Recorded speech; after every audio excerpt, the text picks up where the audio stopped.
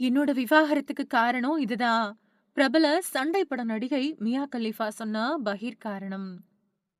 நடிகை Mia Khalifa 2014வது வருஷம் October மாசத்துல தன்னோட முதல் சண்டை படத்துல நடிச்சாங்க. சண்டை பட துறையில நுழைஞ்சு தனக்குன்னு ஒரு பேரையும் உருவாக்கிக்கிட்டாங்க. இந்த துறையில இவங்க ரொம்பவுமே பிரபலமான பெயர்கள்ல ஒருத்தரா அறியப்படுறாங்க. பலதரப்பட்ட சண்டை வீடியோ தளங்கள் மியா கலிஃபாவோட பேர அதிகப்படியானவங்க தேடுறாங்க அப்படிங்கிற தகவல வெளியிட்டிருக்கு.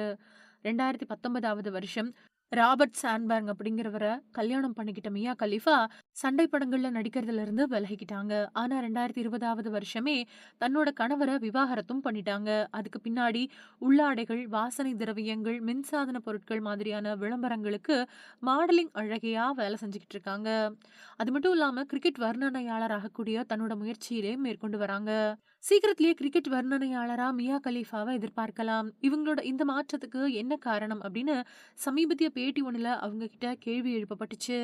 அப்ப அவங்க என்ன சொன்னாங்க அப்படின்னா, "சண்டை படங்கள்ல நடிச்சது என்னோட வாழ்க்கைய, பொருளாதார நிலைமைய உயர்த்துச்சு. ஆனா என்னோட மன ஆரோக்கியத்த அது சிதைச்சிருச்சு. இதுக்கு காரணம் என்ன அப்படின்னு நான் ஆராய்ச்சி பண்ண ஆரம்பிச்சேன்.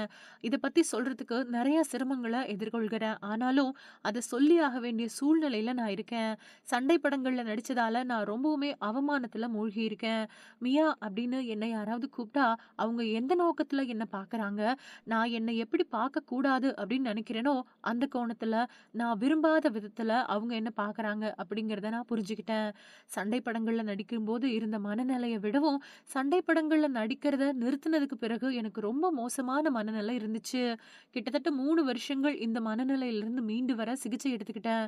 நான் என்னோட மனநிலை மோசமான நிலையில இருக்குது அப்படிங்கிற காரணத்தால, என்னால எந்த விஷயத்திலயும் சரியான முடிவுகள எடுக்க முடியல.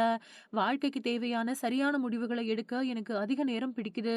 இதுக்கு முக்கிய காரணம் என்னோட மனம் என் மேல வச்சிருக்கக்கூடிய எதிர்மறையான சிந்தனை தான். இதுதான் என்னோட விவாகரத்துக்கு காரணம்.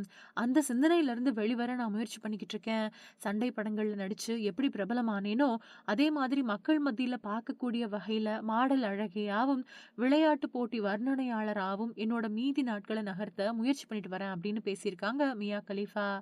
ஏற்கனவே பிரபல சண்டை பட நடிகை சன்னி லியோன் தன் மேல சண்டை பட நடிகை அப்படிங்கிற பிம்பத்த மாற்ற திரைப்பட நடிகையா தன்னை தகவமைத்துக் கொண்டாங்க.